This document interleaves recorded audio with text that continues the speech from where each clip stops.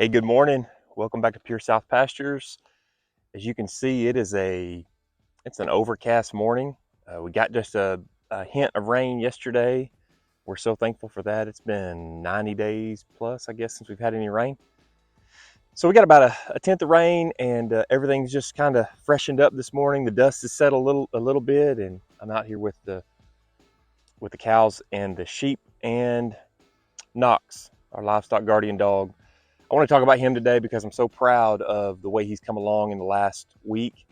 Um, Many of you know, if you followed our channel, I had pretty much given up on him, and I did it pretty quickly, to be honest with you. I guess I just got down when he ran away. But I'll talk about that today and just kind of tell you how he's doing, what he's doing, and what we're doing to try to help keep him here. So anyway, we'll look at the sheep, we'll look at the cows, and we'll talk about Knox today. Might even show you the pigs as they're coming along. So thanks for being here today. Hang out. Let's talk about this livestock guardian dog issue and what we're doing to keep him on the farm.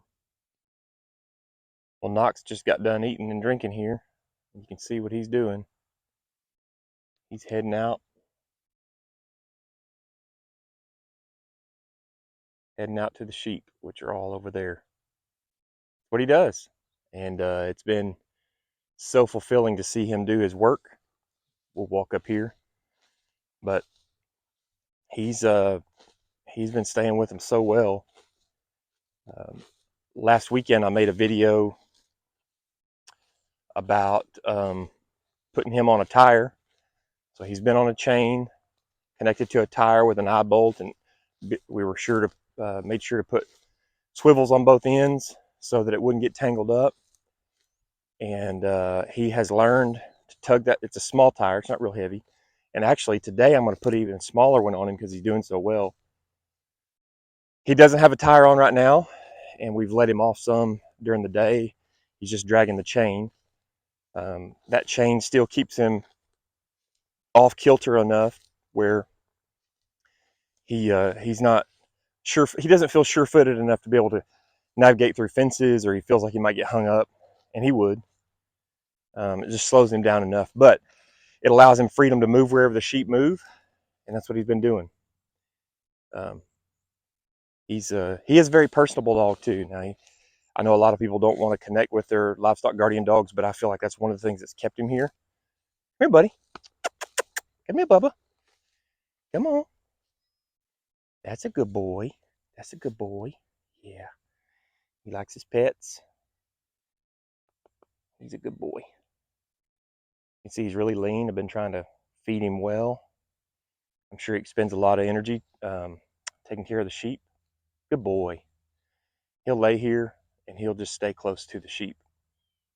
So I heard him yesterday morning. I was up early. It was still, pitch black dark. Around 5 yesterday morning, and I heard coyotes really close. I could hear them inside the house, a whole pack yipping. I figure they were in this field over here from what I could hear. And the sheep were right out in the middle of this field, and he was with them, staying with them. And I heard him just really tear out barking, and the coyote shut up. And when I came out in just a little while, there's no issue.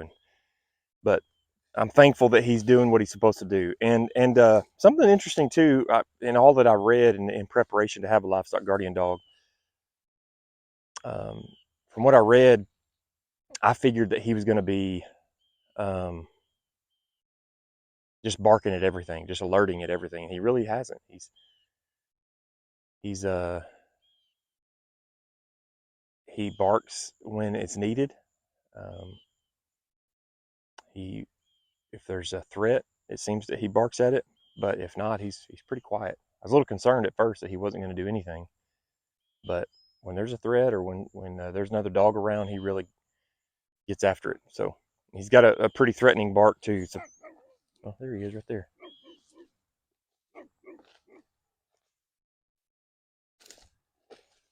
I don't know what he sees.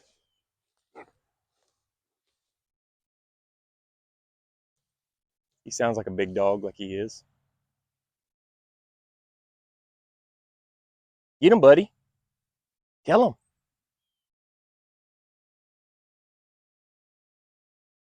Tell him, Bubba. How about that in action? He's been staying with the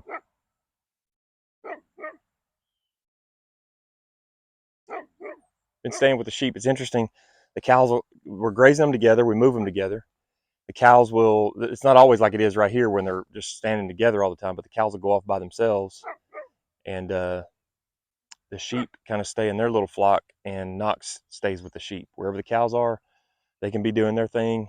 Um, he's a presence in the field, but he can be away from them. But he knows his job is to stay with the sheep, and it's interesting how they're. I mean, they just know to do that. Um, he's somewhat bonded onto the sheep. I mean, he stays close to them, and every time I come out, he's right around them. He's moved wherever they move.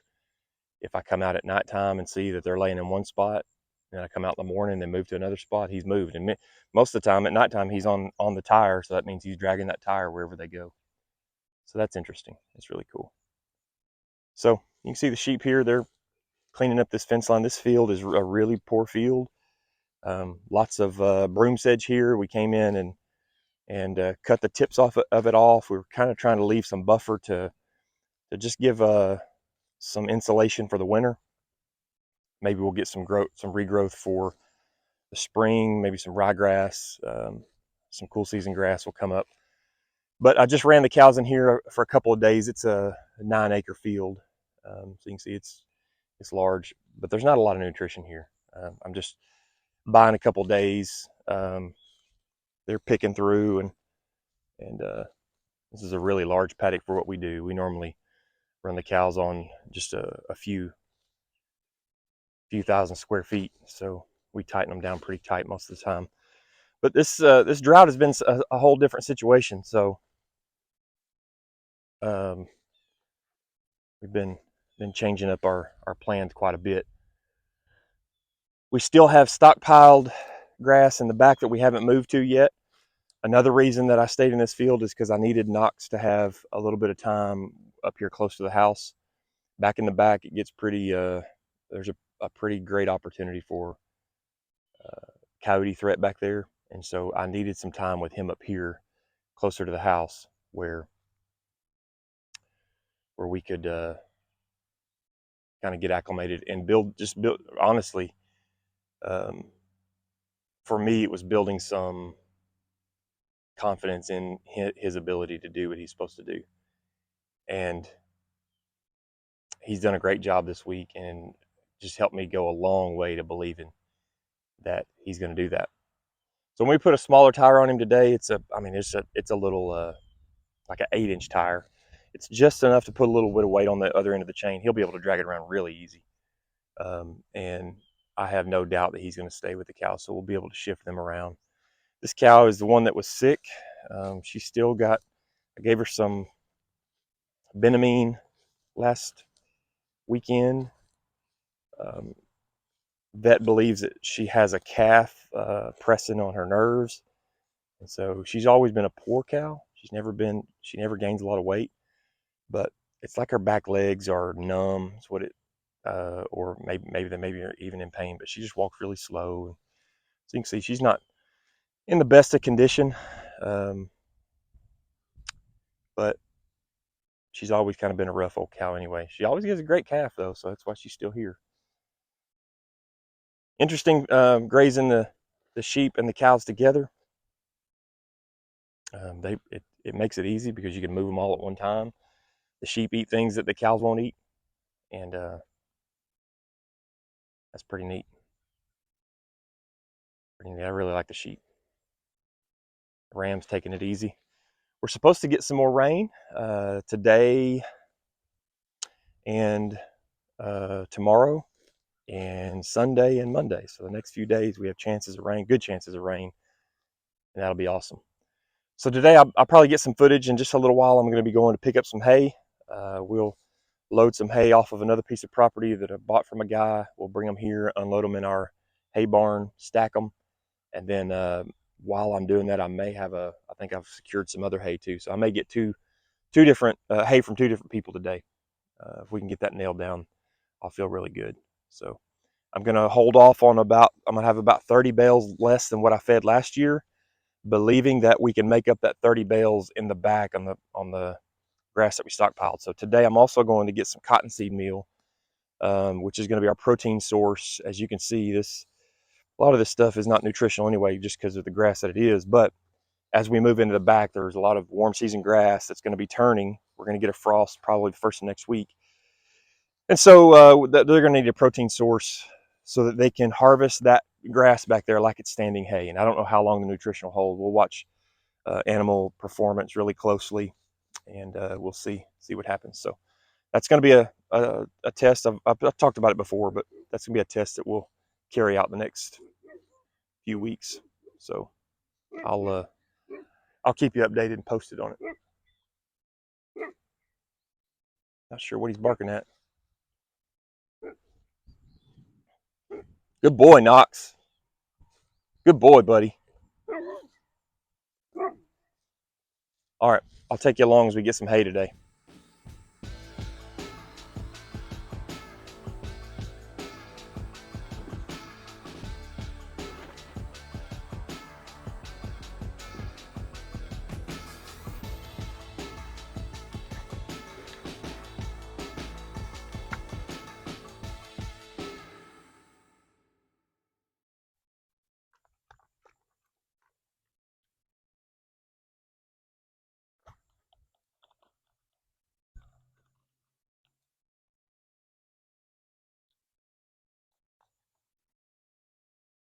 So I don't think I've ever showed this before. You probably caught it if you watch videos closely. You've probably caught it in the past, but this the way we've done the electric fence here, it first started out for one reason, but it ended up being a happy accident.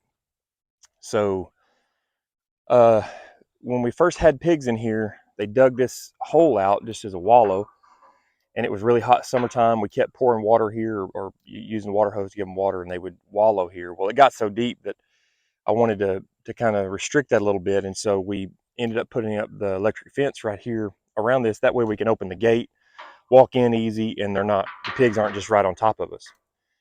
We were going to fill that in. As a matter of fact, I did fill it in quite a bit. I probably put a whole truck bed load from my truck of dirt on it. But the one thing that it provides, the reason that we leave the hole there, because I could fill it in, but the reason that we leave it is because when we back the trailer up here to load the pigs, one of the things that you have trouble sometimes with pigs is the the height of the trailer, and so you have to build ramps. But when we back the trailer in here, we just drop the wheels off in the hole. The back of the trailer sits right over there. We pull down the fence, and then we feed them in the trailer for 2 days, and then before long, I mean, you just get them right on the trailer. So this actually was an accident that turned out to be something that's a blessing, and we keep it that way. And then putting the fence up like this just allows us the opportunity. You can see where she's wallowed a little bit, but I got to get her some water there. But this allows us the opportunity to come in without her being right on top of us. And when we get the other pigs out here on pasture, they're not right here on top of us, pushing around, trying to jockey for the food or whatever. When we first come in, you can come in the paddock and get your bearings and get the gate open without an issue. So that's just a little bit of why that is the way it is. Didn't mean for it to happen at first, but ended up working out. So we're going to leave it like that.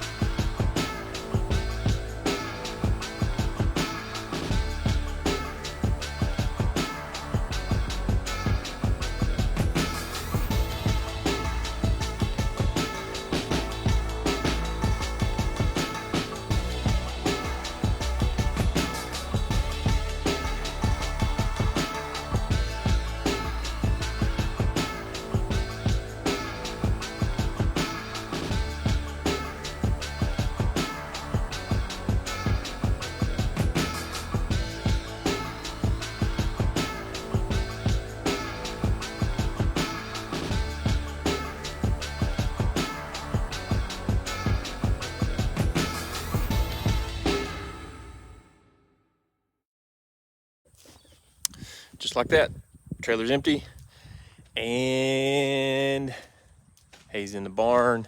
Still got one more load to go. I'll take you along with me. We're going to run over. It's about 5-6 miles away, and We'll get the remainder of this load. This is going to be 37 altogether. We already had 3 here. That'll make 40 bales. These 3 have been here from last year. They're last year's hay. That's why I pulled them out, and then I'll put them on the front so we can use them the first. As I was leaving, I looked over. Look at this, Knox. He's laying right up in the sheet. He stays close to him. I was rolling out, going to get this next load of hay, and I just saw him laying there with the sheep, and man, that makes me so happy. So, all right, let's go get this load. I'm not gonna be able to do much of this with one hand, but I'm just gonna show you over here on the loading side of the hay. Hang on just a second. Get this pulled up. Loading hay, the location. This is the guy who baled the hay. This is his tractor. Gotta say, I'm impressed with the Massey. This thing is smooth. It's nice. We're loading here on the trailer and we'll haul it home. If you run animals, you probably know exactly how I feel right now. If you don't, let me just tell you, when you put hay up like this and you have it ready for the winter, it's just such a satisfying feeling, just because you know your animals are gonna be taken care of. And so you know, we have to find decent hay. We have to figure out who we're going to buy from. We have not found people who we can just consistently go to every year, so it's kind of a deal trying to find somebody who puts up good hay, is doing good quality. Now, this hay is not like horse quality hay. There will be weeds in it, and it's probably just not the highest quality hay you can get, but it is decent, good quality hay. So you want to know who you're dealing with. You want to find where it's coming from, know that it's good quality, and yeah. So when you find that, when you get it all nailed down, when you pay for it, which is a big part, hay is our biggest expense with the cattle enterprise, and so it's a satisfying deal. This isn't all the hay we'll use this year. This is about just a little more than half of it. Okay guys, so I hauled hay all day, got the barn filled, and the cows were in a really bad field, but the cows and sheep are together. I was doing it, like I said earlier, to keep them close to the house because I wanted to see how the dog was going to respond. Look at this. I mean, this is that's our new property back there. This is a leased property, our first year on it. And there's some pretty dang good grass in here. Obviously, there's a lot of weeds too. But this really has, it's had a lot more regrowth than I expected, to be honest with you. So this is the sheep's first time ever here. Obviously, because they're new on the farm. They have not been rotated in this yet. And this is, you got a 15-acre block of woods here. There's hundreds of acres of woods back there. And so the further we get from the house and the barn's there, the house is back over here behind this barn. And the road is, I don't know if you can see the building up there. Just trying to give you some context here. The road is up there. There's a fence right here that keeps them in. You can see a vehicle right there that just turned in. So the further back here we get, just to be honest, the greater potential for there to be a coyote predator attack issues, just because of how thick it is, how far we are from the house place and all that. So this is the first time I needed a little bit of confidence builder for me with the dog. And look at him. I mean, he came over here first. He went through the paddock, checking everything out, making sure that it's good. He was the first one in, and he wanted to make sure that he smelled everything, probably marked his territory a little bit, and then he just came and laid down right in the middle of them. I mean, you couldn't ask for him to do anything better. So I don't think he's, I'm not trying to overplay it like he's the perfect dog ever, but man, in a week's time, we have come so far And I'm just, man, I can't tell you how satisfying it is to just see him do it's just in him. It's just in him to do it, to take care of these sheep. So that fires me up. So the sheep they're gonna have plenty to eat. They'll browse and eat on these weeds. The cows have, there's a lot of Bermuda in here. Down in this bottom down here, there's a lot of fescue. And this ridge up here is pretty much predominantly weeds and broom sedge. So it's not great up here on the top, but we're gonna keep grazing it. I'll come behind them after this grazing, and I'll clip the tips of all the weeds. I'll try to keep it up high enough where I'm trying to save as much grass as I can, because we may come hit it one more time depending on what the cold weather does to it and how hard we graze it this time. So hopefully we can leave enough to come back. So I don't know how well you can see it on camera, but there's a lot of clover in here, a lot of grass. So I'm pleasantly surprised. I honestly haven't walked over here because I didn't think it was that great. So up here around this barn, the sheep will probably get in here and nip around on some of that. So yeah, super pumped about them being in here. Look at that clover. That shot of rain over the night, and then we got 2/10 today, calling for 1.5 inches tomorrow and 1 inch on Sunday. So, whew, boy, we need it so bad. And that's going to be a welcome relief. And I can tell this grass is already greening up just from 24 hours of having some water. This is leased land, so we want to take good care of it. I mowed it way back when it was still raining, way back in June. And I mowed a lot of this goat weed down because nothing really eats it. But I'll come and try to clean it up where it looks good. We definitely want our landlords happy and want them to feel like we're taking care of the place. It's a balance though, because I think our minds are trained to golf courses and lawnscapes, and that's just not what produces really healthy forage for animals. And so it's kind of a change of mindset, but still for the landowner, you got to do what makes them happy, and you got to keep them feeling like you're taking good care of it. So that's a balance that we try to strike, and we'll continue to do so. But boy, there's a lot of good green in here. There's some Johnson grass, a lot of Johnson grass. I'd be a little concerned because we may get a frost early next week. And so Johnson grass then has an issue. It could become toxic right after a frost, even through a drought. But it's very similar to sorghum Sudan in that sense, that it can become, I think it's prussic acid, becomes an issue. So anyway, I'm rambling like always, but I was just pumped this evening. Evening move. The animals are together, the dog's with the sheep. Man, it just can't get any better. He's not on a tire any longer. He stayed on a tire this week. I took him off for about 2 hours yesterday while I was around last night. And then this morning I took him off the tire, and he's just had the chain. So the chain still keeps him slowed down a little bit. But he's had the chain, and that's it. So he can pretty much go freely. It just slows him down just a bit. Hey, buddy. Hi, Bubba.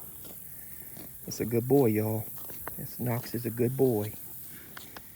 He's a good boy. Yep. So, super excited. By the way, I love having the cattle and the sheep together. One move, they're all moved. We may not be able to do that forever, but it's working for us now, and it's pretty awesome. One move and they're all done.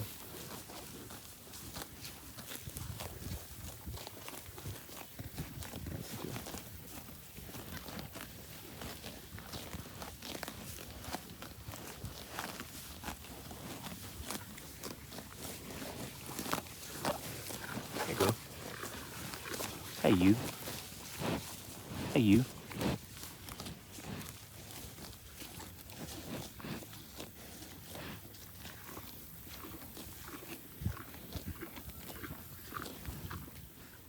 Feels really good to move them into some green grass after a little bit of rain.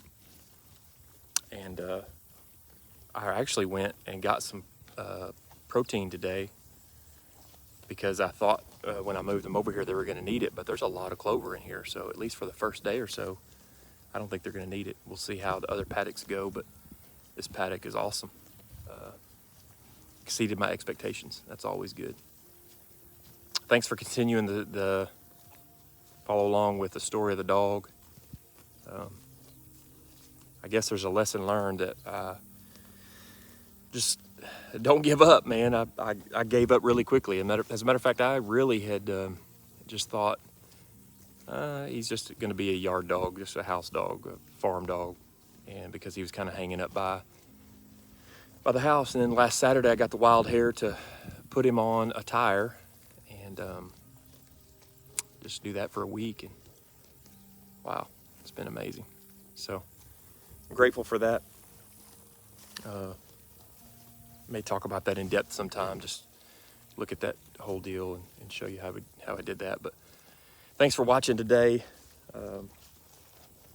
Hope you're having a good one, and appreciate you following along. God bless you guys. Appreciate you. See you on the next one.